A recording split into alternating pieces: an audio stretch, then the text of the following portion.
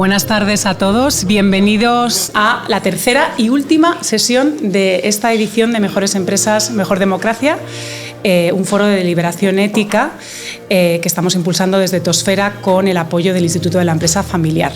En esta tercera sesión vamos a hablar de un tema de rabiosa actualidad que a todos nos preocupa y a algunos nos ocupa, que es la cuestión de la ética en la inteligencia artificial.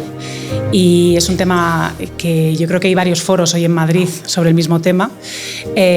Contamos con dos grandísimos expertos en la materia. Es un gran honor poder compartir las ideas con, en primer lugar, Sergio Álvarez Teleña, que es doctor en Machine Learning por la UCL, University College London, y es al mismo tiempo el co-founder de Science, espera un segundito, de Sci the World. ¿Cómo se pronuncia? Sci the World. Ahí. Lo que me llama mucho la atención del currículum de Sergio es que es pionero, su tesis doctoral fue pionera en demostrar las virtudes del papel humano en un mundo dirigido por máquinas. Él ya parte de la idea de que el mundo lo van a dirigir las máquinas, que me va a apetecer mucho escuchar en profundidad sus teorías al respecto. Fue responsable global de trading algorítmico y de ciencia de datos del BBVA, y después de todo esto decidió emprender su propia empresa y está ahora mismo haciendo un papel espectacular de ayudar a las empresas a desarrollar algoritmos, y es una de las personas que más sabe en España de inteligencia artificial. Y junto a Sergio, que es el gran experto en el tema puramente técnico de lo que es inteligencia artificial, y además hay otra parte muy importante de Sergio, y es que ha sido nombrado co-chair de un grupo que se ha montado en la OCDE sobre estas cuestiones, sobre ética en la inteligencia artificial, porque consideran que está teniendo un pensamiento verdaderamente forward-looking y positivo, ¿no?, para el desarrollo de este tema. Y además tenemos a José María Lasalle, que todos le conocéis, es doctor en Derecho, fue secretario de Estado de Cultura y de Agenda Digital en el gobierno de Mariano Rajoy. Lleva trabajando en el ámbito universitario, académico, toda la vida. Es un académico de referencia en estas materias también. Está especialmente preocupado, y lo muestra en sus artículos recurrentes en La Vanguardia y en El País, sobre todo lo que se conoce como humanismo tecnológico. Ha escrito un libro sobre el liberalismo herido, cómo las tecnologías están erosionando el proyecto de democracia liberal que hasta ahora ha sostenido las sociedades occidentales. Y juntos van a abordar tres temas que son, por un lado, los mitos y realidades en torno a la inteligencia artificial. Por otro, nos vamos a adentrar en cuáles son los riesgos que nos preocupan a todos, riesgos humanos, riesgos laborales, riesgos democráticos, riesgos existenciales de la inteligencia artificial, y posibles soluciones desde la perspectiva de la ética a la inteligencia artificial. Y ya cedo la palabra a nuestros ponentes de hoy. ¿Qué tal? Buenas tardes. ¿Cómo? Pues ya has tomado la palabra tú, o sea. Solo dije buenas tardes, pero vale, venga. No sé por dónde empezar. Efectivamente, hay mitos y realidades en esto de la inteligencia artificial, ¿vale? Y es algo que muchas veces es difícil de entender, ¿vale? Porque viene muchísimo marketing desde Silicon Valley y viene mucho lobby desde allí también, y nosotros aquí lo interpretamos como si fuese una verdad, como si fuese una realidad, ¿vale? Pues la realidad es que vivimos en un mundo mucho más normal. Entonces, si os digo algo, por ejemplo, me gusta describir la inteligencia artificial como estadística avanzada, que es lo que es, ¿vale? De hecho, no hay nadie, hasta donde yo sé, estudiando inteligencia, cómo hacer que la máquina sea inteligente. Estamos en lo mismo de siempre, estamos en datos. Igual me estoy pegando un tiro en el pie aquí, por cierto, porque igual tenía que decir algo mucho más glamour y venir como Sam Altman y demás y venderos que estamos en peligro ante la innovación que estamos haciendo en mi empresa, pero no. Lo que se está haciendo sigue siendo más eficiencia, ¿vale? Herramientas de más eficiencia, y eso es lo que nos tiene que preocupar, la eficiencia. Y dentro de la eficiencia, ¿qué nos tiene que preocupar? Por lo menos a mí, ¿vale? Yo siempre he dicho, joder, a ver, la eficiencia hay que buscarla. Pero, claro, con la eficiencia, ¿qué significa eficiencia para empezar, ¿no? Y siempre decía, bueno, pues es hacer más con lo mismo, ¿no? Que es lo que yo quisiera, ¿no? Ahora soy más eficiente, voy a hacer más, voy a competir más, voy a ser más ambicioso. O puedo dedicarme a hacer lo mismo con menos. Y ahí llega problemas en el mundo laboral, etcétera, etcétera, ¿no? Entonces, depende de la ambición de la gente, te lleva a un estado positivo o a un estado negativo. Y entonces una de las cosas por las que empecé a hacer la tesis doctoral fue porque consideraba que efectivamente, y aquí, de hecho, peco de... No sé de qué peco, ¿no? Pero estoy pecando de algo seguro.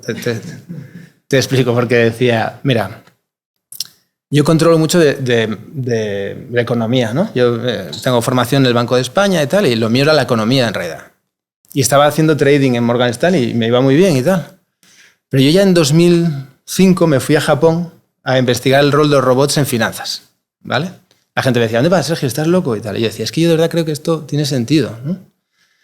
Pasaron los años y luego, muy bien, Sergio, pero de aquella, lo de pionero que decías antes es duro. O sea, ser pionero en realidad no es nada agradable. Es un tío con ojeras, triste, cansado, ¿vale? No es el winner ¿sabes? No es el winner de Silicon Valley. Es un tío cansado, erosionado, ¿vale? Por los padres, por los amigos, por los compañeros. Pero bueno, seguimos con el tema.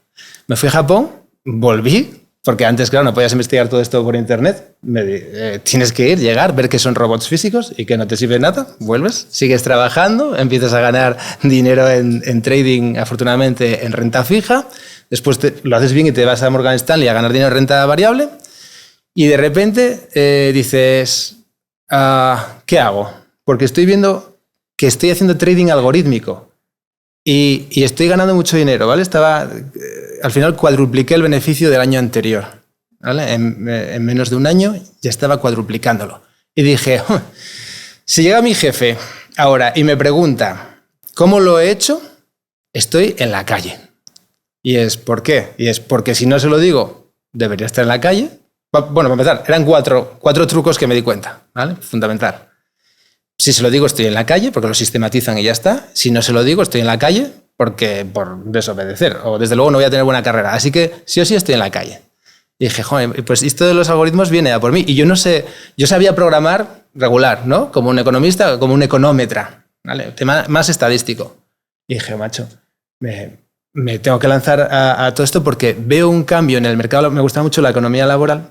Y decía, si esto no se gestiona bien, nos vamos a ir todos al jarete, ¿vale? Y entonces me sentí como, así a nivel ético, ya que estamos, ¿no? Con un sentimiento de responsabilidad es que tengo que ir a empezar a empujar yo hacia un lado para ser un poco autoridad y que no se vaya hacia donde yo creo que se va a ir el mercado, que es hacia lo mismo con menos gente, hacia el poco esfuerzo, hacia lo de siempre. Dije, no. Entonces, ¿qué hice? Hice una tesis de trading algorítmico donde yo tenía que demostrarle a la máquina que estaba mejor conmigo que sin mí. Y me esforcé en hacer la máquina bien, porque si lo hago en plan, sea una máquina que cumple, no vale, ¿no? Entonces dije, no. Me fui al BBVA y la máquina ganó el premio a la mejor plataforma de trading de Europa. O sea, dije, vamos a hacerla bien, ¿vale? Y ¡pum! Esa maquinita. Y a esa maquinita le demostré que estaba mejor conmigo que sin mí. ¿Por qué? Porque aunque probablemente acabemos hablando aquí mucho de regulación, y yo soy muy pro regulación, en realidad soy pro regulación porque no se consiguen equilibrios mejores. A mí lo que me gusta es cuando en teoría de juegos llegas a algo en lo que por sí mismo es mucho más estable que meterle regulación. Entonces, si yo era capaz efectivamente de demostrarle a la máquina que estaba mejor conmigo que sin mí, llegaríamos a un equilibrio donde realmente las empresas dirían, bueno, pues vamos a buscar roles a los humanos dentro de las máquinas para poder hacer las cosas, ¿no? Entonces lo llamé calibración avatar. Esto era 2012, avatares se habla de ellos desde hace poco, también era un loco, era Sergio, ¿por qué incluyes la palabra avatar en una tesis de trading? Y yo, es que creo que las cosas van a ir por aquí, ¿vale? Entonces, bueno, con todo, el resumen es que yo abogo muchísimo por lo que son las máquinas aumentadas, ¿no? Que es dejarle un rol al humano dentro de la máquina, porque efectivamente creo que van a ganar las máquinas, igual que el coche gana la máquina, no somos nosotros los que vamos corriendo. Y nosotros lo aumentamos, ¿no? Entonces, y ahora con los coches autónomos, pues nosotros deberíamos estar también bastante más atentos a lo que se conocen como las observaciones anómalas. Las cosas raras, pues ahí está el humano, que es mucho más rápido que la máquina entendiéndolo, etcétera, ¿no? Entonces, siempre hay un rol, a mi juicio, para el humano en lo que es el crecimiento de las empresas que estén ya basadas con plataforma directamente algorítmica, ¿vale? Y no se necesita tanto cambiar, y esto es importante, los skills del profesional como nos están vendiendo. Como no todo el mundo tiene que saber programar. El humano tiene que estar a lo que es bueno el humano. Y ya está. O sea, no todos tenemos que ser programadores. Hay que estar a la creatividad, al valor añadido. Y bueno, me dijiste que empezase, yo me lié. No, pues la verdad es que, claro, la aproximación que tú haces a la cuestión de la inteligencia artificial parte de una practicidad que yo no tengo, en el sentido de que yo me he aproximado al mito de la inteligencia artificial a partir del mito de la técnica. Yo soy filósofo del derecho y he trabajado la reflexión que en el mundo ilustrado plantea la importancia que la inteligencia, que el conocimiento, es capaz de desarrollar a la hora de provocar cambios sociales, cambios económicos. Y mi tesis doctoral abordó precisamente esa cuestión alrededor del padre de la filosofía ilustrada, por lo menos en el mundo anglosajón, John Locke, y a partir de ahí las conexiones en cómo todas esas consecuencias podían ser objeto de apropiación material y legal a través de una institución fundamental incluso para la inteligencia artificial en estos momentos, como es la propiedad. Y sin embargo, en contacto con ese mundo, siempre me obsesionó, porque yo siempre he tenido el vicio de leer lo que me provocaba curiosidad. Tuve una temprana intuición de que había un pensador al que no entendía, pero que me resultaba fascinante, que era Heidegger.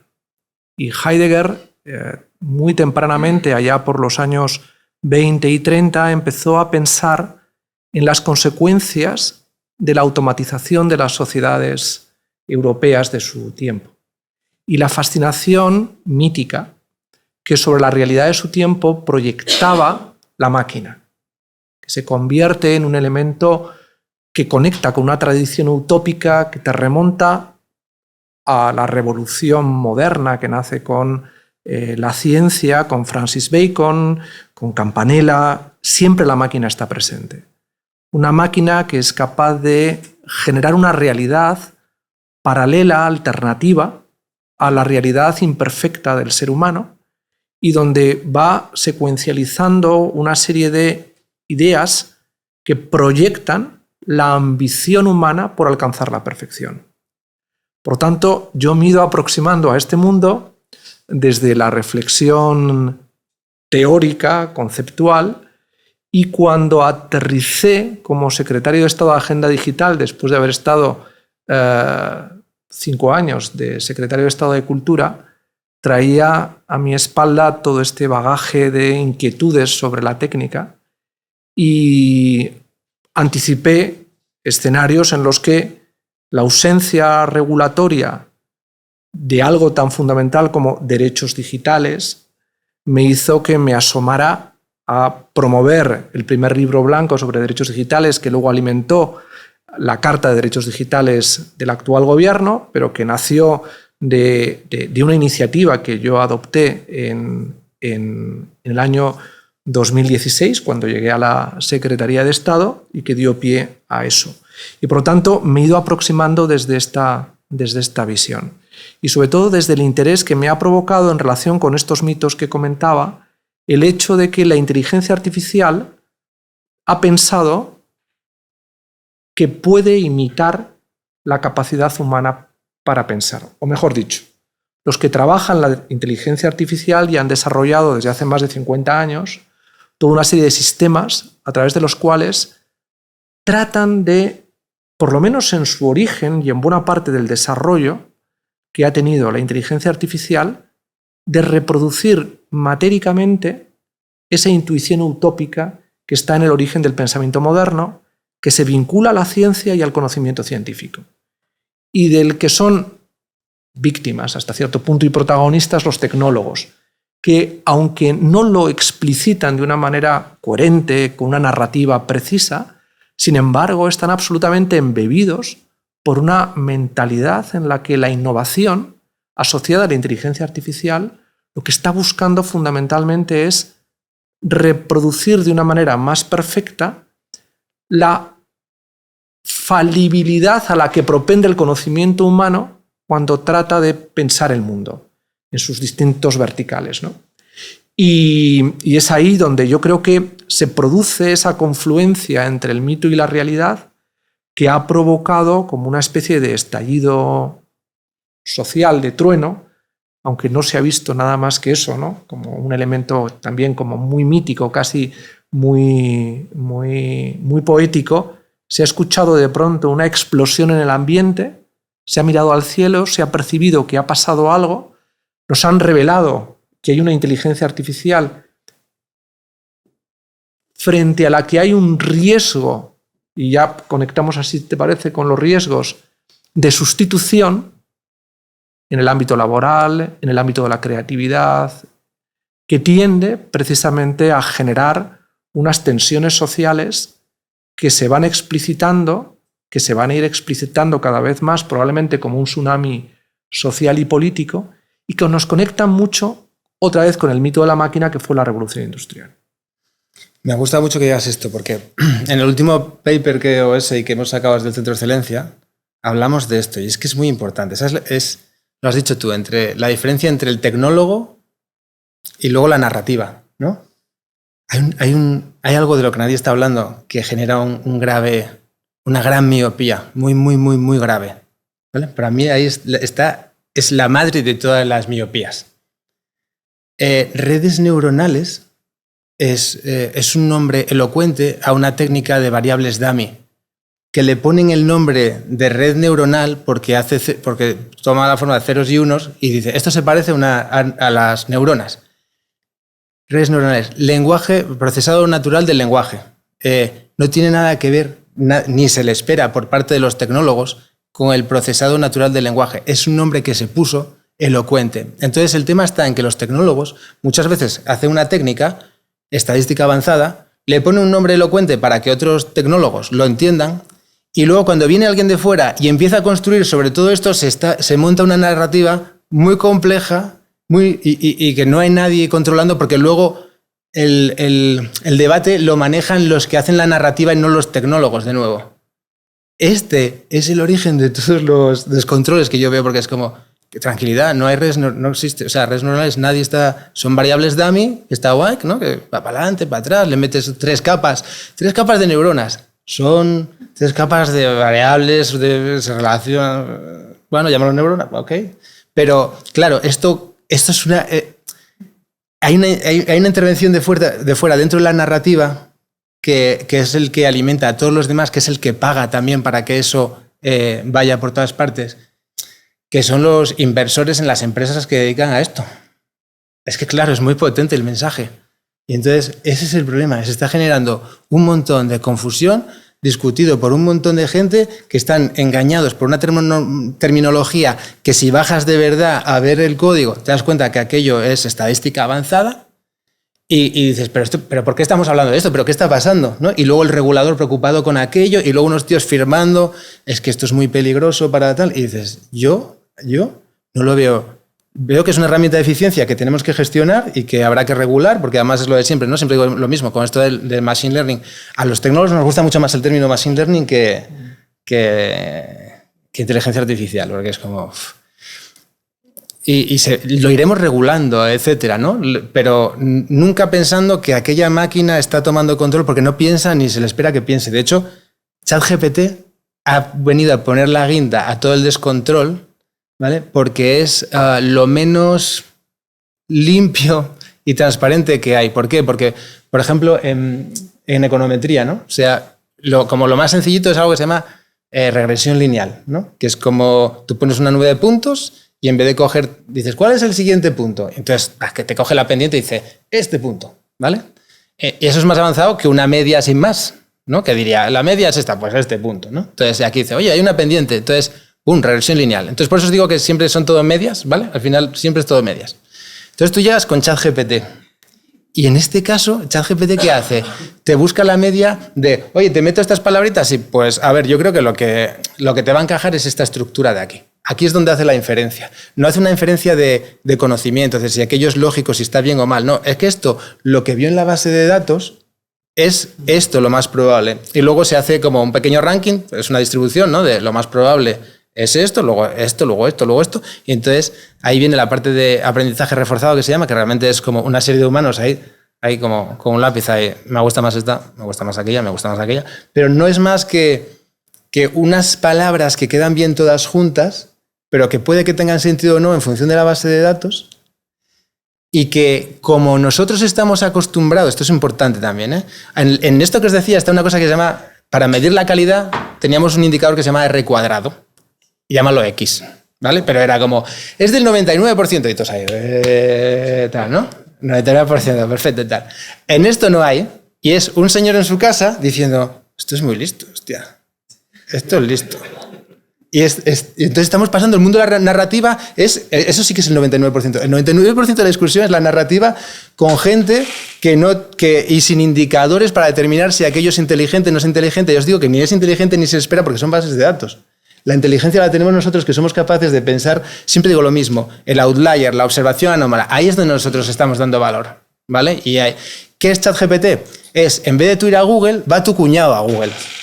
Es más, y te contesta. Y joder, te contesta con frasecillas que a veces tiene razón, a veces no, a veces se lo inventa, las referencias a veces se las inventa también, es tu cuñado, ¿vale?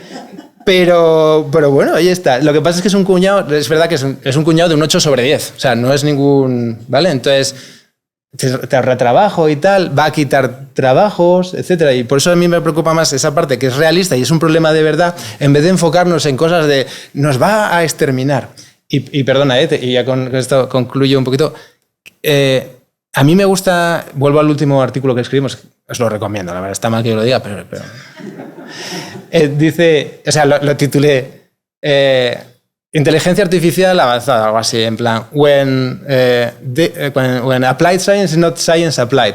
La gente confunde applied science, que es lo que estamos intentando hacer, teniendo en cuenta ética, regulación, resistencia al cambio, todo el rollo, ¿no? O sea, es la ciencia aplicada como de verdad con science applied. O sea, cojo este modelo, le meto los datos de Coca-Cola y ahí lo tienes para, ¿sabes?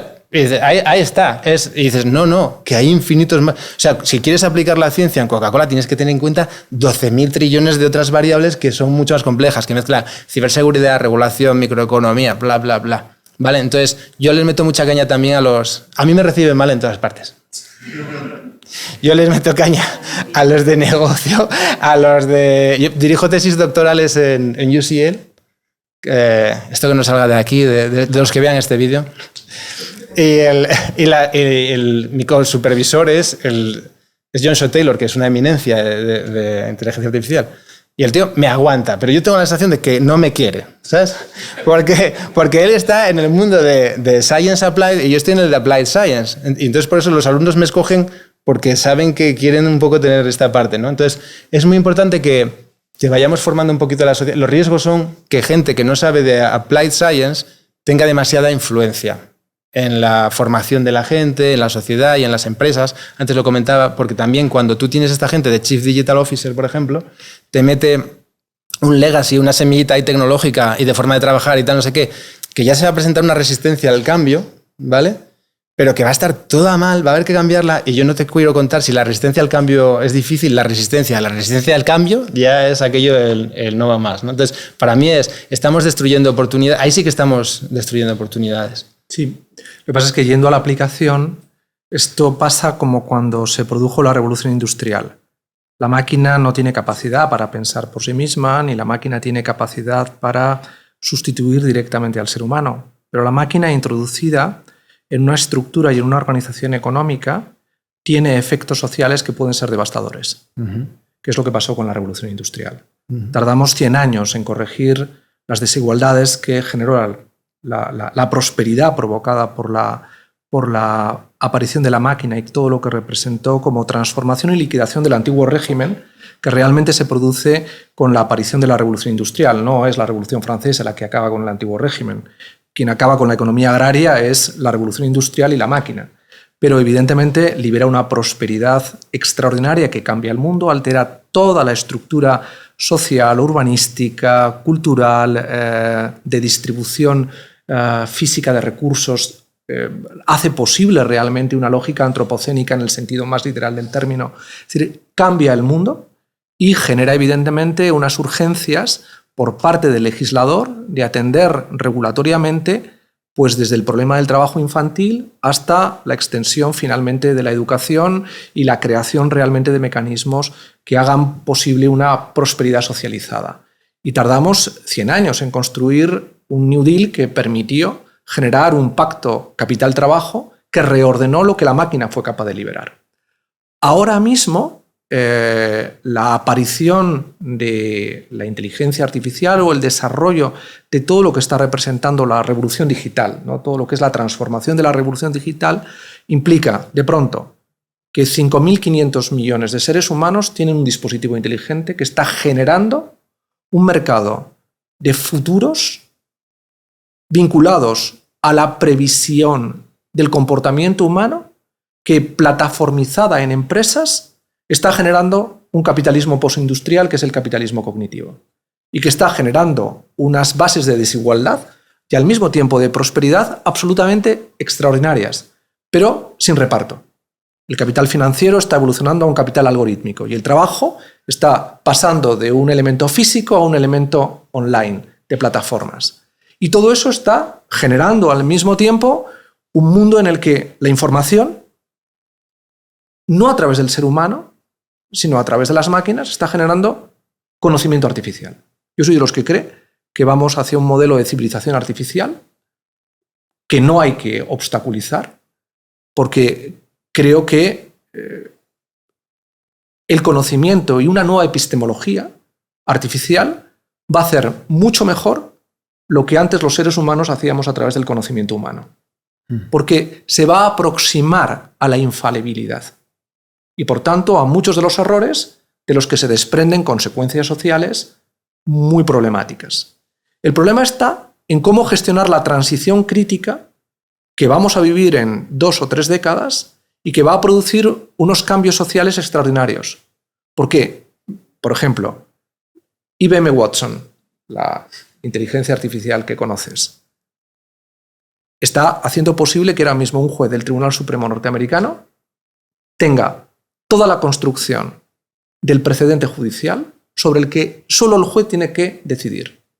Libera a seres humanos que se han formado en Stanford, en Yale, que han estado intentando entender el funcionamiento de la common law a través del estudio del precedente judicial, de la articulación de la racionalidad lógica que permite la construcción de una sentencia, la hace prácticamente, no voy a decir en tiempo real, pero la hace superando las capacidades que doctores en ciencia jurídica tienen y están tan solo al servicio de un juez del Tribunal Supremo. Se le garantiza una capacidad de infalibilidad en la identificación del precedente y la racionalidad lógica para que él tome la decisión. Pero por el camino te encuentras con que mucha gente pierde su capacidad para desarrollar mecanismos de conocimiento especializado para los que se formaron y para los que nuestro sistema universitario sigue concibiendo que el conocimiento especializado en una base humana es la clave de la meritocracia, de la construcción de la clase media, del desarrollo de capacidades que permiten el escalado social. Y hoy en día eso está prácticamente en camino de ser liquidado. Y en un proceso en el que la transición crítica no nos está permitiendo identificar planes B para muchísima gente. Porque tenemos un sistema universitario asentado en el siglo XIII, una representación y una configuración de la democracia política asentada en el siglo XVII-XVIII y un marco de organización de la empresa nacida del siglo XIX. Y tenemos algoritmos, tenemos conocimiento artificial basado en inteligencia artificial y tenemos las capacidades para superar todos estos esquemas de inteligencia colectiva que han sido útiles hasta ahora, pero que no van a ser capaces de gestionar el cambio social al que nos asomamos en cuestión de 15 años. Esos son los riesgos. Los riesgos de ruptura de la paz social. Porque no somos capaces de pensar con ingeniería casi popperiana qué modelos podemos generar para que, si alguien desarrolla inteligencias artificiales cada vez más potentes y más próximas a inteligencias generales, va a encontrarse, que esa es la gran colisión geopolítica entre Estados Unidos y China, con que va a tener empresas más eficientes, armas más letales y sistemas de gobierno que van a garantizar mejor el control social. Porque eso, la inteligencia artificial, es lo que es capaz de proyectar sobre la decisión humana de alguien que está por arriba, a quien se le mejora. Pero, ¿y la transición crítica que vamos a vivir? ¿Cómo la gestionamos en términos de equidad democrática? Ese es el gran debate. Y yo creo que esos son los verdaderos riesgos para los que, y con esto ya lo digo, ahora mismo no hay solución. Sí, yo te digo, a mí lo que me preocupa es eso, la eficiencia que vamos a hacer con él. Pero no la inteligencia, la eficiencia. Yo creo que de hecho tenemos que echarnos más atrás. O sea, Excel ha quitado puestos de trabajo a aburrir. ¿Vale? Visual Basic, aburrir, pero no nos hemos dado ni cuenta.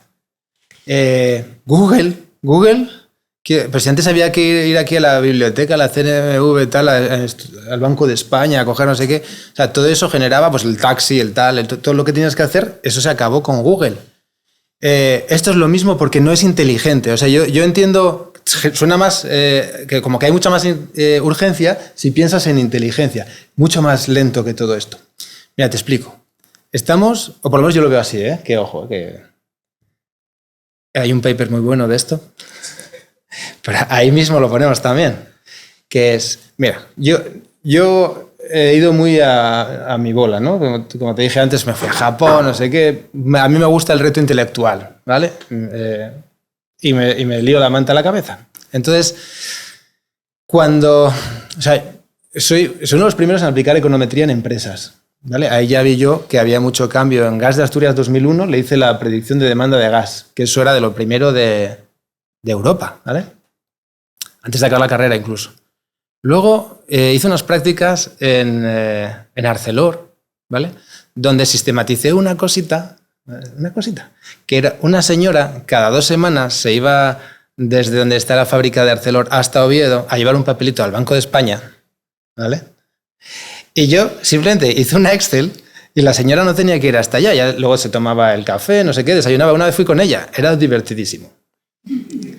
La señora me odiaba. Me quería porque se llevaba bien conmigo, pero me odiaba a la vez. Le reventé eso a la señora. A ver, hay que adaptarse también, ¿vale? Es como, oye, bueno, señora, esto no tiene sentido ya. Entonces lo cambié por un email, ¿vale? Sin más. Luego pasó todo esto que te digo de Japón y tal, pero la cuestión es, empecé a entender, primero, obviamente, el poder, y esto es muy importante, porque nosotros hablamos mucho de algoritmos y no de modelos, ¿vale? Que igual tenía que definir qué es el algoritmo. De hecho, Enrique Iglesias, me preguntó una vez, Sergio, ¿qué?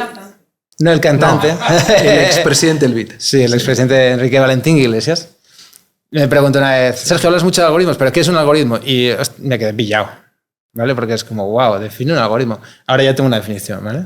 Más o menos. Que es, bueno, que son reglas de expertos mejoradas con datos, modelos y datos. ¿Okay? Ese es el algoritmo, que funcionan de manera sistemática en una serie de ordenados, bla, bla, con las características. Pero bueno, la cuestión es, yo pongo al humano lo primero, las reglas de los expertos. No dejo que la máquina descubra la regla del experto, porque ahí te genera lo que se llama sobrecalibrado a la base de datos. Entonces, no, el experto ya es como más estable. Entonces, lo pongo en el medio, ¿no? Pero la cuestión es que se mejoran con algoritmos, con modelos. Estos modelos es el machine learning. Y a mí me gusta mucho distinguir, cuando fui a UCL, decía, joder, estamos aquí todo el rato hablando del learning, ¿no? Aprendizaje supervisado, no supervisado, reforzado, ¿sabes? Al final, bueno, matemáticas o estadística avanzada, todo, ya te lo digo. Pero cuando me puse a trabajar, me di cuenta que, bueno, hacía un proyectito, pum, y tenía que montarme todo el lío. Además se decía, es que Data Science, el 85% es trabajar con los datos no sé qué y un 15% es el modelo, ¿vale? Pero es bastante literal, ¿eh? Entonces luego había que empezar otro proyecto, pues otro proyecto. Yo lo veo como líneas rojas, blaca. Y otro proyecto, blaca. Entonces ahí me di cuenta y dije, estamos gastando mogollón de energía en cada uno de estos, ¿no? Porque nadie se dedica a hacer la plataforma que sirva para todo esto. Sinergias, señores, de toda la vida. Tecnología, sinergias. ¿Vale? Y nadie está centrándose en las sinergias. ¿Por qué? Porque es un rollo, ¿vale? Pero si haces esa plataforma, que es lo que llamamos nosotros la el machine learning, pues luego eres capaz de hacer innovación, en vez de así y así y así, es innovación sobre innovación sobre innovación, y es lo que te lleva a exponencial, tecnologías exponenciales, que también viene mal explicado desde Silicon Valley y su narrativa, ¿vale? Porque intentan vender rápido, inflar la pelota, pasarse a lo siguiente, y así es como funciona el business. Vale, pues nosotros nos dedicamos 7 años a investigar esta MNML y ganamos premios de todo tipo, ¿no? Pero a la vez dije, joder, hay otra cosa que me interesa, ¿no? Que es los sueños. ¿Y por qué soñamos? Es verdad. Si es que os digo que no hay nadie investigando desde el punto de vista de computer science cómo funcionan, cómo pensamos, ni nada. Y yo siempre he dicho, joder, ¿por qué soñamos? En serio, ¿no? Pensé, bueno, pues tengo la sensación de que es lo que llamo entrenamiento fuera de la base de datos, ¿no? Es como cosas que no hemos visto, ¿vale? Que pueden ser, que están como muy pensadas de forma muy realista. Cuando tenemos la fase REM y todo esto, movemos mucho los ojos y todo esto. Y ¿por qué hacemos todo esto? Porque es muy realista. Y entonces, ¿qué estamos haciendo? Estamos entrenándonos con cosas que no hemos visto. Y así, cuando ocurra esa situación, somos más rápidos reaccionando. Pero lo divertido de eso es que ahora, si viene un dragón, si yo sueño que viene un dragón por aquí, ¿vale? Como ya he soñado más veces lo que era un dragón también, pues ya tengo una percepción del dragón. Pero a la vez me he hecho, más o menos me he hecho de ti un perfil, y de cada uno de vosotros un perfil. Y ya me puedo imaginar qué va a hacer cada uno. Y cuando sueño yo ya os estoy poniendo a cada uno un rol bastante preciso con respecto a lo que yo opino de vosotros, ¿vale? No hay ninguna máquina en Silicon Valley, Google, que esté ni medio pensando eso. Y esto lo hicimos nosotros. Y fue lo que llamamos realidad virtual, simulación de realidad virtual. Y entonces nosotros fuimos los primeros en crear una máquina autónoma. De hecho, desde IBM nos vino uno y dije, es la primera máquina autónoma que vemos, que es verdad, que tiene sentido y que no sé qué, porque nosotros podemos hacer trading. O sea, la realidad virtual que nos montamos nosotros era de finanzas, no te puedes imaginar, ¿no? Entonces fue como, oye, si soy capaz de hacer la estrategia más compleja de la industria, puedo hacer la más sencilla, y entre medias a todos los participantes del mercado. Entonces puedo hacerme una realidad virtual del mercado. Entonces luego nos simulamos otras cosas, el exchange, los brokers, tal. Y ya entonces tiramos y dijimos, maravilloso, vamos a poner distintas estrategias ahí a jugar contra la nuestra, y dejamos que la máquina continuamente esté investigando nuevas posibilidades, y esa máquina sí que puede superar al humano. Porque cuando llega una situación que no ha visto ella ni el humano, ella igual sí que lo ha visto en la otra base de datos. Y ahí es donde ya me empieza a preocupar más la situación, ¿vale? Pero no hay nadie todavía investigando eso, porque está muy al venture capital, al business. Claro, pero precisamente la apertura a lo onírico es curioso, es decir, pero en esa capacidad, tú fíjate, esto, si lo trasvasas al ámbito de la neurociencia, el hecho de que estemos cartografiando el cerebro y siendo capaces de datificar esa información, y a través de la neurociencia en estos momentos se está consiguiendo, por ejemplo, con implantes muy agresivos, limitar el Alzheimer o limitar la esquizofrenia y otras enfermedades que están muy vinculadas a procesos neuroquímicos en la base cerebral. Hemos sido capaces ya de hacer toda una planilla sobre el conjunto de la corteza cerebral e identificar información sobre eso, y ese trasvase de información lo que está empezando a querer registrar en forma de datos es los datos que nos conectan con lo onírico también. Es decir, qué partes de nuestra actividad cerebral se activan durante el sueño y están generando alteraciones bioquímicas que, sobre el conocimiento que se tiene de dónde se aloja la neuroquímica que hace posible la felicidad, el placer, el dolor, está generando un acopio de información, de datos, que ya no son los datos conscientes de una interacción cuando cliqueamos para hacer una compra, sino los datos más inconscientes. En esa búsqueda, como decía al principio, de reproducción, de imitación de la inteligencia humana que lleva a cabo el machine learning desde edad temprana, sí, o ahora el deep learning, en esa búsqueda de entrar en elementos de data donde esa información que tú registras y sobre la que luego aplicas, evidentemente con algoritmos, deducciones que se transforman en el fondo en conocimiento, que no tiene la máquina, sino que la máquina se lo pone a disposición de un ser humano para que tome decisiones, ¿de acuerdo?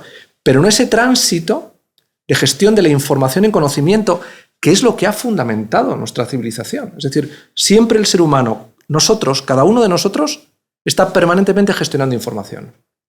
Tú lo acabas de explicar ahora mismo en esa especie de biotipo que eres capaz de desarrollar en función de la información que cada uno de nosotros proyecta. Claro, para eso hemos ido desarrollando, a través de una inteligencia colectiva que se llama la familia, a través de una inteligencia colectiva que se llama la empresa, de una inteligencia colectiva que es la universidad y que transmite esa información, la gestiona en un conocimiento especializado, toda una serie de herramientas que nos han ido permitiendo tomar decisiones. Buena parte de todas esas herramientas van a desaparecer por la irrupción de otra herramienta infinitamente más eficiente y más maximizadora en las capacidades de reproducción de la gestión de esa información, con mayor utilidad y en un proceso en el que la transición no permite la adaptación con tanta facilidad. Y termino con esto. La transformación digital de una empresa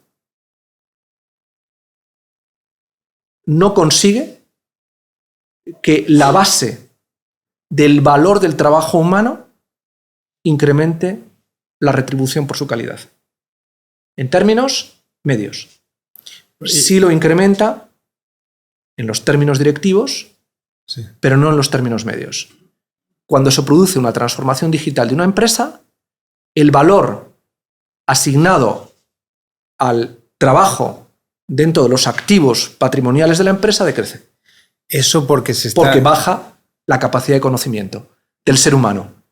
Y porque se está haciendo mal, por lo que os decía, de que la gente con narrativa está tomando el control también en las empresas y lo están haciendo mal. Nosotros la forma en la que lo hacemos es con máquinas aumentadas y estamos sacando tiempo de gestores, de las gestoras, para que dejen de hacer cosas que no tienen que hacer, que son herramientas, y empiezan a hacer cosas totalmente distintas que son buenas para la máquina sin necesidad de reciclarse. Entonces, por eso te digo que es como... Claro, si es que está... Yo esto lo llamo la deseconomía digital en vez de la economía digital. Estoy muy de acuerdo contigo.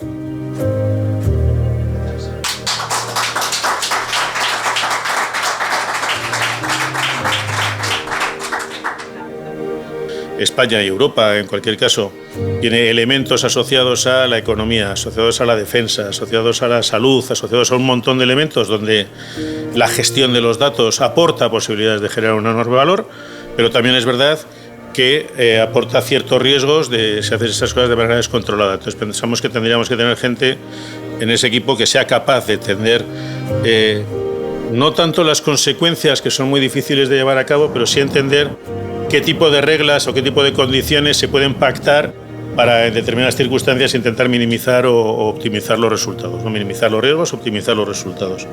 Y luego nos parecía importante que cualquier equipo que negocie, en este caso con los norteamericanos, tiene que hacerlo con una perspectiva muy diplomática. Hay que negociar para llegar a acuerdos, no hay que negociar. La posibilidad de no llegar a acuerdos y quedarse fuera es absolutamente impensable o es poco gratificante, ¿no? Entonces, a veces en las negociaciones complejas de cosas donde hay ciertas diferencias de posición, puede ser relativamente fácil adoptar posiciones inamovibles que te lleven a una situación de no tanto de obtener el mejor resultado, sino de ganar la discusión y no cerrar ningún acuerdo, no llegar a ningún compromiso y decir, bueno, yo he tenido razón, no te sirve de nada, lo que tenemos que sacar es todo el valor posible de alinearnos con la vena de generar valor con la inteligencia artificial y minimizar los riesgos de una manera colaborativa, en este caso con los americanos, ¿no?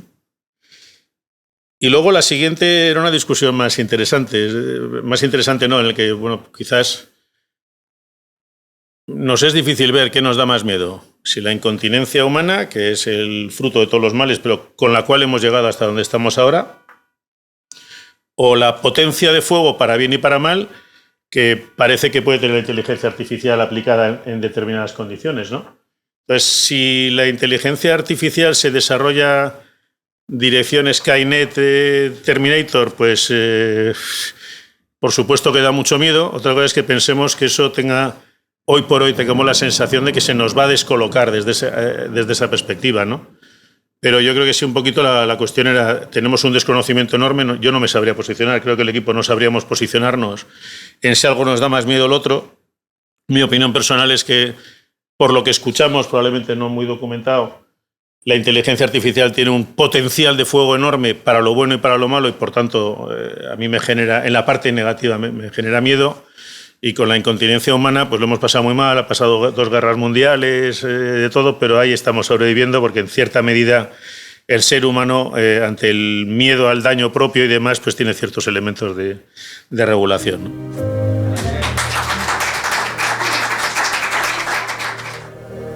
Aquí ha habido bastante debate, pero al final creo que estábamos todos bastante alineados por enfocar a la sociedad a nivel general.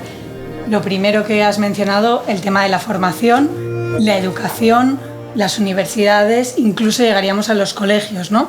Empezar cómo podemos apoyar a nuestros líderes, a nuestra sociedad de cara a enfrentarse a los mercados extranjeros, también desde la perspectiva de Europa, porque España pues de momento estamos muy atrás.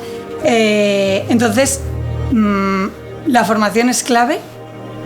Empezar a entender ese lenguaje que has roto absolutamente desde mi perspectiva, que es que sí existe porque es en nuestro lenguaje, cómo nos comunicamos, pero quizá aprender desde los niños a cómo se comunica una persona con las máquinas. Luego decíamos formar, por supuesto, a los líderes de la sociedad en todo este ámbito, desde una perspectiva donde se quita, quizá, o sea, no se quita al 100% la parte del conocimiento, pero sí se hace más foco en quizá la filosofía, argumentar, esas perspectivas más aristotélicas, griegas, etcétera, ¿no? Y luego de aquí pasamos a la transición, es decir, necesitamos ponernos en marcha ya, llegamos tarde y empezar a hacer esa transición, y por supuesto a través de la regularización. Al principio a mí personalmente me ha costado mucho, yo no soy muy fan, y perdón que lo personalice en mí porque el resto del equipo sí estaba muy a favor, pero a mí me ha costado más entender la regularización como tal, porque creo que los mercados de forma natural fluyen, pero ha salido un debate muy interesante que es cuál es la diferencia con los mercados asiáticos, ¿no? Con China principalmente, que ellos no tienen regularización. Entonces, claro, nos barren, están 100 años luz por delante, no hay ética, no hay democracia, no hay nada. Y claro, esto si nosotros regulamos, yo decía, a lo mejor es que nos quedamos atrás y nos disparamos al pie, pero no, a lo mejor todo lo contrario. El día de mañana les enseñamos, oye, hemos empezado a regular, esto nos ha funcionado, esto no, y cómo podemos convivir con las máquinas, ¿no? Esto respondiendo a la primera. Y respondiendo a la segunda, ahora mi equipo, no sé si queréis añadir algún detalle más que... ¿No? No. Vale, perdón, ya. Y la segunda estábamos todos, lo teníamos clarísimo, delegamos en las máquinas, tienen mucha más información, no nos da ningún miedo, no nos da miedo las fuentes, porque el día de mañana se regularizará. Incluso se planteaba, ¿no? Blockchain, ¿a quién le ponemos la responsabilidad final de esa fuente, etcétera? Y bueno, pues siempre habrá alguien detrás de las máquinas para decir, efectivamente, la toma de decisión final será el médico, el presidente de la compañía, etcétera.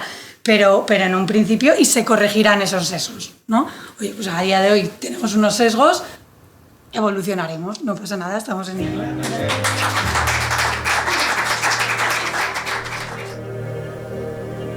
Bueno, en nuestro grupo estamos totalmente de acuerdo con el primer grupo en cuanto a que España necesita actuar a nivel europeo para tener masa crítica, si no difícilmente podremos negociar nada.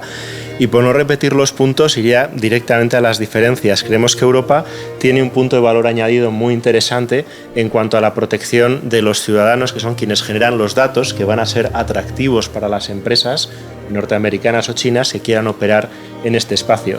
Curiosamente, en Estados Unidos, yo he oído recientemente mucho interés por parte de consumidores y protectores del consumidor en cuanto a cierta envidia o admiración de por qué en Europa tenemos una protección mucho más eficiente del consumidor o del ciudadano frente a una situación en Estados Unidos que ven como inamovible, en que quien ha desarrollado el algoritmo más potente o tiene la financiación más potente tiene directamente la sartén por el mango y no hay espacio de negociación alguno, ni siquiera para poner protección del consumidor sobre la mesa, ¿no? Eso es algo que Europa puede, y de hecho ha desarrollado ya, y puede utilizar para, digamos, hacer atractivo el mercado europeo a las primeras compañías americanas o chinas que quieran jugar con estas reglas del juego. Una vez que las primeras llegan y aceptan, las siguientes tendrán que seguir. Si no, una compañía americana que no acepte esas reglas del juego se queda sin un mercado de 500 millones de consumidores. Y a partir de ahí pensamos que incluso podemos tener la oportunidad desde Europa de ayudar a cierto cambio de paradigma, al menos en Estados Unidos, en cuanto a la protección de consumidores y usuarios, que son en última instancia quienes generan los datos que esas compañías necesitan. Aquí incidimos en la parte importante de tener líderes que entiendan el aspecto técnico de estos algoritmos, porque la inteligencia artificial o el machine learning no son solo los algoritmos, que es la máquina, son también los datos necesarios para entrenarla. Un algoritmo sin datos con que entrenarse no sirve para absolutamente nada, es como un motor sin combustible, ¿no?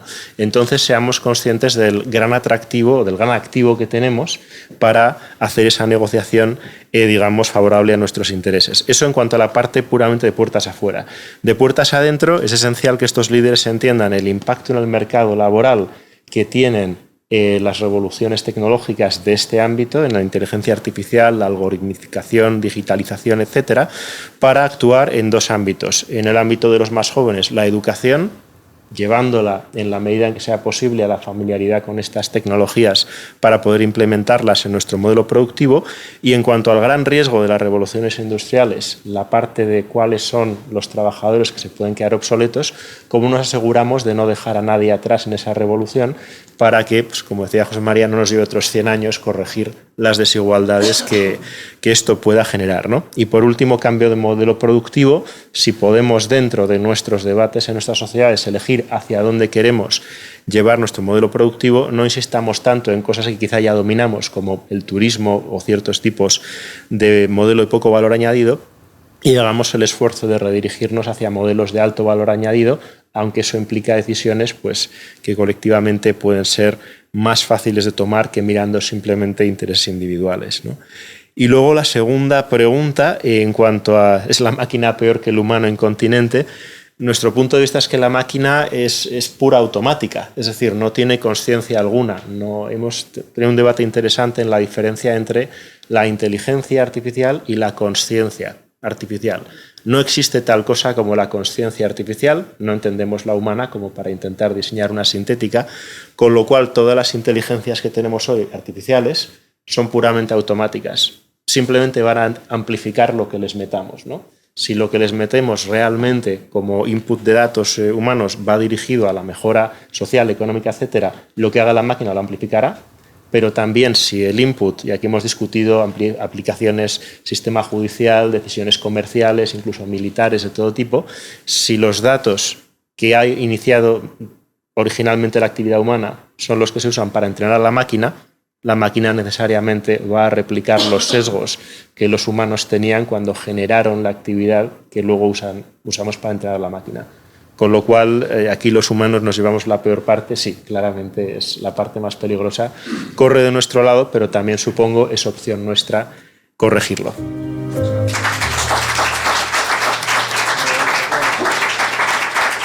Antes de contestar a las dos preguntas, tengo que hacer dos advertencias. La primera es que no debería estar yo aquí, sino Saray, que no sé dónde se ha metido. Ah, ahí estaba, escondida debajo de una mesa. Y que, por lo tanto, casi nada de lo que diga representa lo que se ha hablado en la mesa, que lo ha dicho todo Saray, pero yo no soy capaz de repetirlo. Sí, fundamentalmente representa cosas que hemos hablado, pero que he dicho yo. Y así que interrumpidme lo que queráis. Lo segundo es que tengo que dar las gracias a Sergio, porque a mí me parece, esto es no es totalmente fuera de tema, pero sí de las preguntas. El primer principio de la ética de la inteligencia artificial es no llamarlo inteligencia artificial, por las razones que... ¿no? La ética de la inteligencia artificial, no hables de ese tema, porque ya estás distorsionando la conversación de modo interesado, etc. Bien, el tema de la eficiencia como gran tema también, yo me he puesto de pie cuando lo has dicho desde el principio y está implícito, pero los otros dos grandes temas que también han salido de la escala, que esto funciona bien si hay gran escala, y el último de la homogeneización, ¿no? Que ya los filósofos han visto venir desde el principio, antes de que fuera real, ¿no? Pero esto lo menciono porque creo que aplica a las dos preguntas, ¿no? La pregunta de qué tipo de persona necesitamos para negociar, pues una primera parte de la respuesta tiene que ver con la escala. Claro, lo que queremos negociar, si quieres negociar, tienes que tener poder negociador, tienes que tener tamaño, por lo tanto, España negociar es como un oxímoron, o sea, aquí lo mínimo es la escala europea. Lo segundo es que hay un libro que no recomiendo leer porque es difícil de leer, no porque no seáis inteligentes, sino porque está escrito de modo farragoso, pero que trata un tema interesante. Se llama The Great Endarkenment, el gran oscurecimiento, que habla sobre los problemas epistemológicos y, en último término, sociales que genera la hiperespecialización. Para saber quién es experto en algo, hay que ser experto en ese algo. Por tanto, la determinación de quién es experto en algo es un problema que es irresoluble desde el punto de vista técnico, ¿no? Por eso tiene tanto peso en el mundo del humano el sentido común, la capacidad para saber quién está vendiendo chatarra y quién no, aunque no seas el máximo experto en ese algo del que se está hablando, ¿no? Y este es un punto. El otro es que al final la integración de los distintos saberes técnicos en la toma de decisiones, saberes que, como son hiperespecializados, no dialogan bien entre sí, que no llegan a una única solución intelectualmente sostenible, pues para eso necesitamos políticos. Y es inevitable y siempre los va a haber. Y siempre que haya que mediar, siempre habrá políticos, y entonces surgía el problema, decían, ¿no?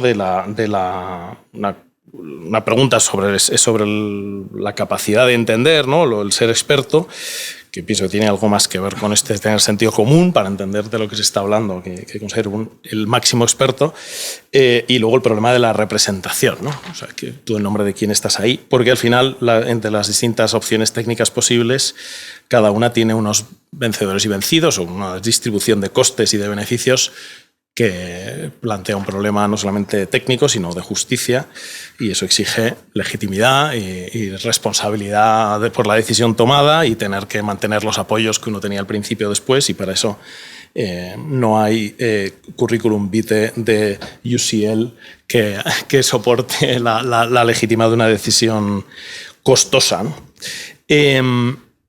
En cuanto a bueno, tengo aquí otra cosa, pero creo que lo meto a propósito de lo segundo, ¿no? Se me ocurrían como tres escenarios o tres anécdotas, ¿no? La primera es que es técnicamente muy fácil acabar con las infracciones de tráfico. ¿A costa de qué? ¿No? O sea, geolocalización, límites de velocidad, cámaras, o sea, no hacen falta guardias civiles poniendo multas. Técnicamente esto está resuelto, pero hemos decidido no resolverlo técnicamente y dejar que la gente siga cometiendo errores, aunque eso suponga estrellar coches. Y es por alguna razón, ¿no? Perdonad que haga así un poco de name dropping, pero hablando de esto con uno que estaba el que era como lo llamaban, Chief Technology Officer de la administración Trump, Michael Kratz, yo estuve hablando un día con él de automatización de los coches y tal, le dije, vais a perder porque el coche automático responde a la lógica china, que es la maximización de la seguridad y de la utilidad colectiva. Mientras que el sistema del coche americano responde a un principio social distinto, que es que tú tienes el coche del color que quieres, para la familia que te da la gana, y vas a los sitios que te da la gana. Pero si lo que quieres se puede, pero tiene un coste, estás eligiendo un modelo social. Y al contrario de lo que decía antes, que se ha dicho que en China no hay democracia, no hay ética. Bueno, hay otras reglas, pero son unas reglas que lo que priman es es la utilidad colectiva y, por lo tanto, facilitan que se desarrollen tecnologías como el reconocimiento facial, que tienen riesgos para los derechos individuales, pero grandes beneficios para la seguridad y el control social, ¿no? La segunda anécdota es que, esto se lo he oído a gente, no sé si es verdad, pero me parece razonable, el mejor antídoto para la gente que tiene miedo a volar, aparte de algunos espirituosos, es saludar al piloto. Lo cual es absurdo, porque es mucho más seguro un avión controlado automáticamente que un piloto que se puede haber tomado el whisky que tú te ibas a tomar para no pasar miedo. Pero este es el efecto en la psique humana. Evidentemente esto supongo que se puede educar, etc. Pero creo que explica algo de por qué preferimos la falibilidad humana al automatismo que decía antes Jacobo de la máquina, porque detrás de las decisiones necesitamos ver que hay alguien responsable, que solo sea por poder echar la culpa. Porque el criterio de nuestras decisiones no es fundamentalmente de eficiencia. Punto. O sea, hay modos de conseguir ser más eficientes, pero están en juego otros bienes que para las decisiones humanas diarias son más importantes, ¿no? Tienen que ver con cosas más sustantivas y de narrativa personal, etc. La tercera anécdota es una que me contaba hace 2 semanas un inversor en temas así de tecnología.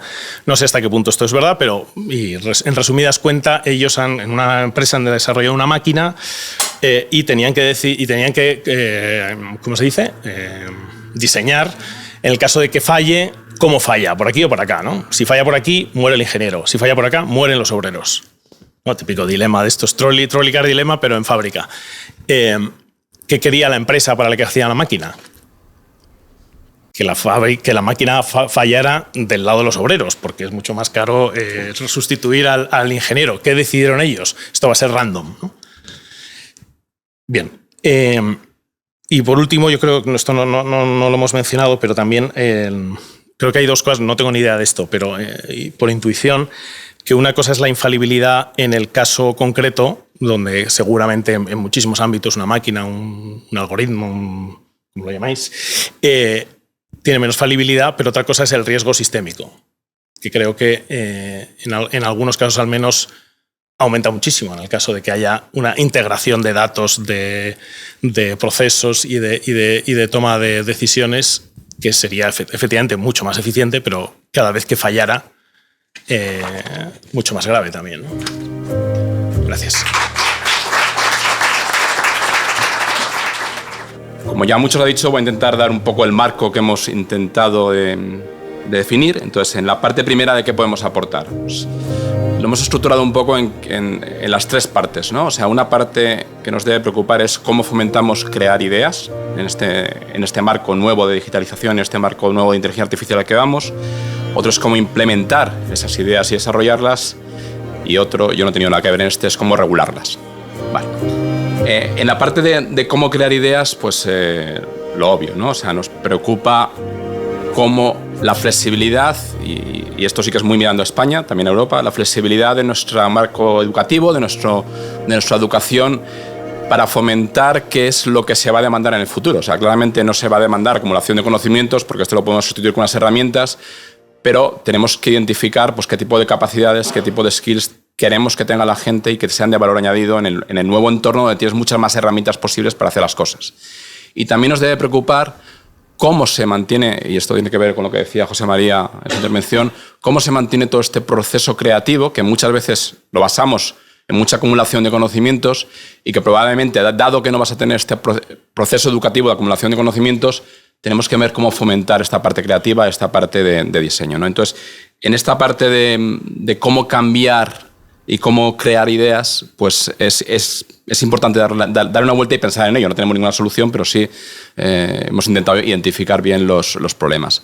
Aquí una cosa que ha surgido que es importante es ser conscientes o introducir la consciencia de la no infalibilidad de ningún sistema. Es decir, probablemente utilizar los métodos actuales o tradicionales que se utilizaban en el pasado, muy lineales y muy simples, tienen un grado de fallo muy grande. Probablemente con los algoritmos actuales pasamos a un fallo mucho menor. A lo mejor tenemos pasado de precisiones del 60% a precisiones del 99%, pero siempre hay posibilidad de error. Entonces, debemos de, en estas capacidades que hay que hacer, alimentar la consciencia de que no son infalibles y el error, y tiene que ver con el punto sistémico, puede existir siempre y por tanto hay que estar siempre preparados para el error.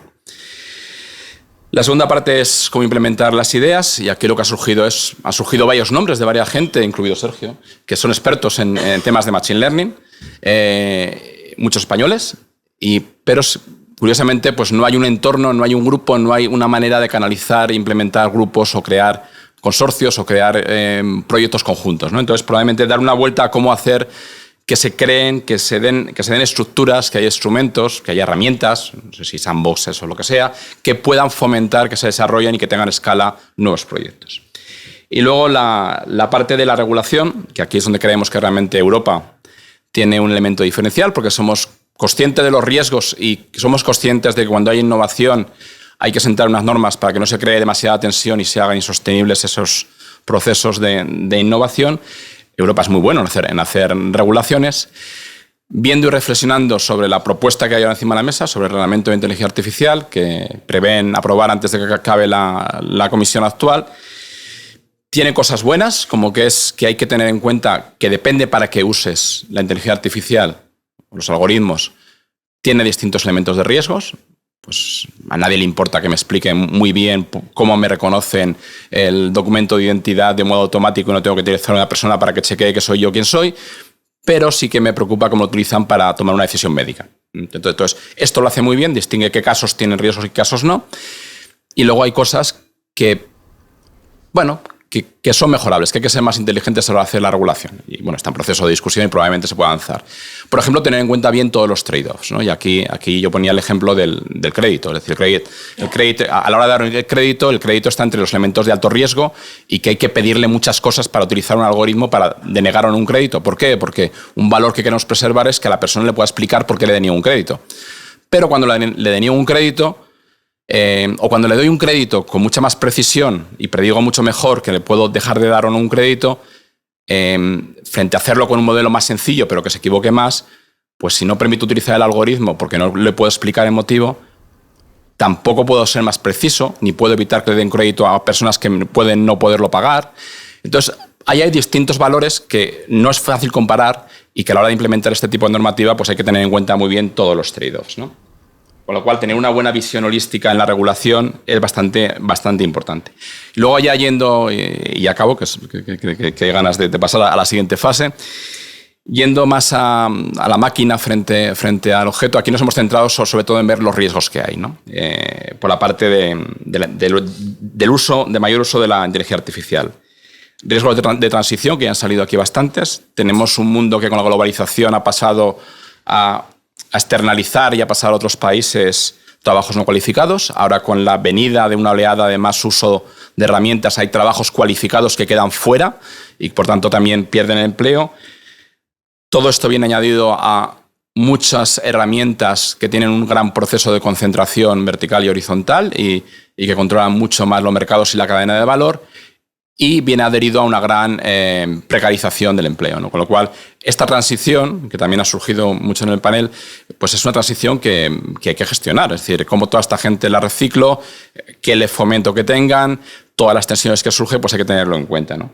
Y luego los elementos geoestratégicos. Es decir, también la regulación que haces o el marco en el que estás, pues tienes que tenerlo en cuenta con el retrovisor de que tiene impacto en un mundo globalizado. Las restricciones que pongas al uso de estas herramientas pueden afectar a la productividad de tu economía, a la eficiencia de tu economía y ponerte en desventajas, que hay temas de dependencia para utilizar esta tecnología que pueden depender de grandes proveedores no europeos y, por tanto, estar en manos de gobiernos extranjeros y mañana dicen que no se puede utilizar servicios de computación en la nube y no puedo utilizar todas las herramientas que utilizo para gran parte de mi economía, se me viene abajo la economía.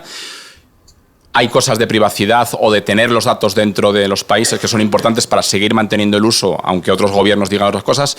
Con lo cual, todos estos elementos son importantes a tener en cuenta y son importantes como riesgos para ver y graduar un poco el uso que tenemos de la inteligencia artificial.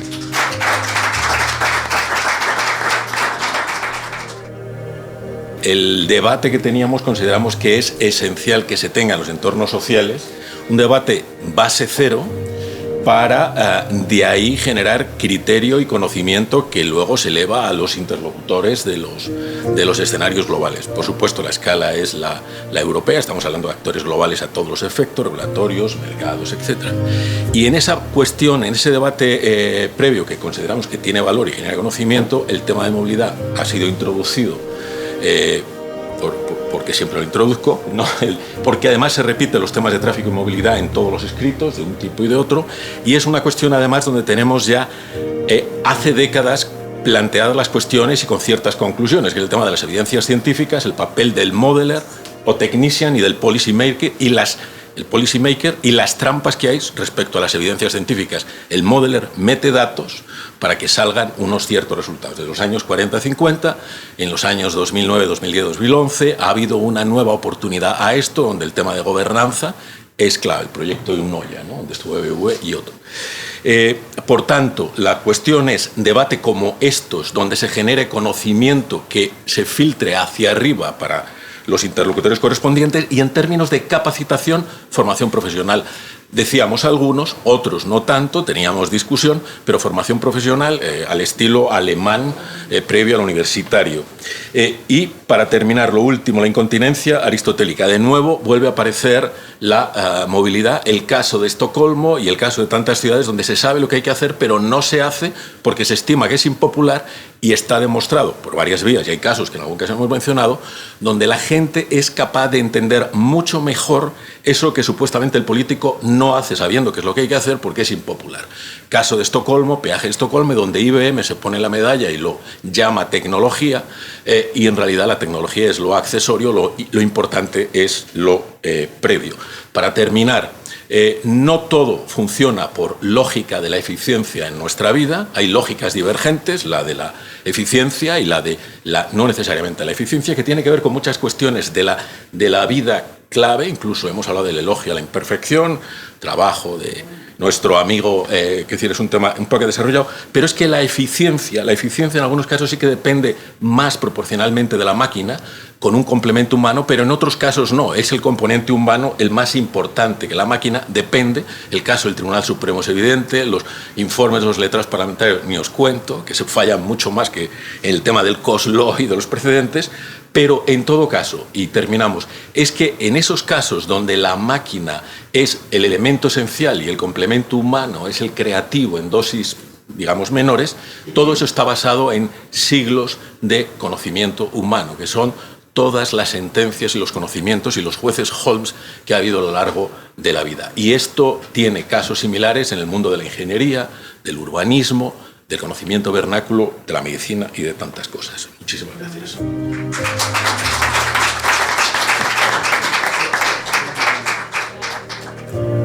Es verdad, es que lo que se necesita es debate. Nosotros tampoco venimos aquí a ser la autoridad de nada. Simplemente queríamos provocar un poco este tipo de dudas y que se hable de ello, etcétera. Que pensemos en geoestrategia. Oye, los franceses hace una semana o dos ya escogieron casi su champion de inteligencia artificial, ¿no? Que se llama Mistral AI, que metieron 113 millones a 3 tíos a 4 semanas de haber montado la empresa. O sea, que realmente ahí hay mucho lobby por detrás y hay mucha historia, mucha geoestrategia. Entonces, en España, ¿qué estamos haciendo? Pues tenemos que centrar un poco más el tiro, ¿no? Lo del hype también, ¿no? Es como, oye, esto va de eficiencia, no va a tardar mucho en llegar la inteligencia. Ojo, pero llegará, ¿eh? ¿Vale? Entonces, pero de momento, bueno, pues hay hype y lo que hay que hacer es lo que tú decías, que es intentar encontrar rol para el humano, porque realmente pues viene una época de mucha eficiencia y lo que hay que hacer es intentar hacer más con lo mismo, no lo mismo con menos gente, ¿no? Entonces, ahí lo que siempre digo es lo de las máquinas aumentadas, que al final también pasa un poco por la formación, que es entender qué herramientas estamos usando, dónde fallan esas herramientas, entonces cómo se mete el humano, dónde fallan las herramientas. Y yo casi que esa sería mi... Yo solo una cuestión. A mí, uno de los problemas que más me preocupan, y es lo que me ha llevado desde hace tiempo a estar reflexionando y pensando sobre la inteligencia artificial, es que podemos incurrir precisamente por esta especie de apoteosis mitomaníaca en la que estamos incurriendo alrededor de ella, y los sesgos de infalibilidad, eficiencia, maximización, vinculadas a la idea que tenía Hobbes de que el conocimiento es poder, y lo que eso representa, que estemos desarrollando un nuevo modelo de organización social y política que es una especie de iacracia, es decir, una inteligencia artificial que asuma la gobernanza. Y esa iacracia sostenida sobre un nuevo determinismo. Es decir, tal y como lo estamos planteando, y ahí es donde entra en juego el valor de la falibilidad humana, el valor de que el juicio político basado en la necesidad de desarrollar un modelo de inteligencia artificial liberal, me atrevería a decir, propio de una civilización democrática como la nuestra, y además sistémicamente confrontado al modelo chino o incluso al modelo norteamericano asentado en una utilidad económica de maximización de valor, que es la personalización del valor de la inteligencia que estemos generando con un conocimiento artificial. Y ahí el ser humano, el mundo liberal tiene que ser capaz de comprender que hay que inyectar un sesgo básico, que es qué bien que nos equivocamos, porque en el error tenemos el aprendizaje que nos lleva a no querer errar. Y vinculado precisamente a esa falibilidad, la trascendencia. Es decir, el sesgo de la trascendencia. Que el efecto que yo pueda proyectar con mi error me daña a mí y puede dañar a terceros. Pero sobre todo, puede dañar algo muy importante. Y es que me pierdo una buena vida. Es decir, el sentido del límite y el valor que la trascendencia vincula al sentido del límite de que nuestra vida se agota. Y que eso nos da una superioridad en la construcción de conocimiento que, aunque la máquina nos desborde en sus capacidades maximizadoras, eficientes, infalibles, sin embargo, la máquina no sufre si se equivoca. Y el ser humano sí sufre. Y puede hacer sufrir y, sobre todo, puede perder su vida. Y eso yo creo que nos da una superioridad cualitativa que debe ser el sustento de un nuevo modelo educativo. De un modelo asentado en la búsqueda de la trascendencia, en la recuperación del valor de la sabiduría, en entender que el conocimiento podemos transferírselo a la máquina y que la base de todo ese conocimiento que tenga la máquina no es darle al ser humano la medida de todas las cosas, que yo durante mucho tiempo lo pensé, sino que el ser humano pueda seguir empoderándose sobre la máquina con una sabiduría que le cualifique y le haga superior a ella, porque estamos construyendo una civilización con una nueva cadena del ser. Y esa cadena del ser la debe ocupar el ser humano por arriba gracias a que maneja algo que no tiene la máquina, que es la sabiduría.